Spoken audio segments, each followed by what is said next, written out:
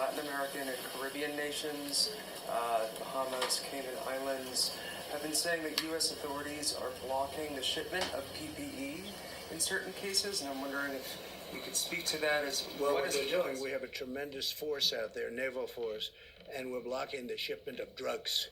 So maybe what they're doing is stopping ships that they want to look. We're not blocking. What we're doing is we're making sure we don't want drugs in our country, and especially with the over 160 miles of wall, it's getting very hard to get through the border. They used to drive right through the border like they owned it, and in a certain way they did. They could drive right. They had human trafficking. They had, all of a sudden they have a powerful wall up, and they're not driving through that wall. That wall is tough, and it's also loaded up with equipment, cameras and sensors and everything you can think of.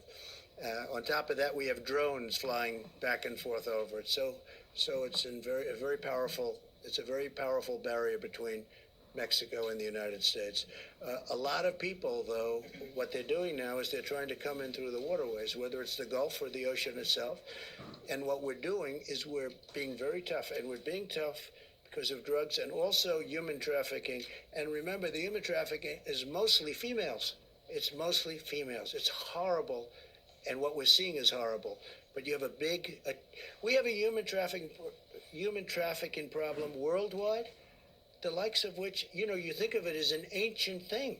It's not ancient. It's bigger now than it's ever been before over the last 10 years because of the Internet. The Internet made human trafficking to the extent that it is now, which is massive.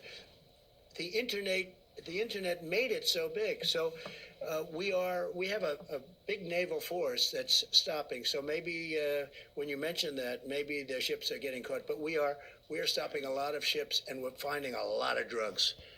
Yeah, please.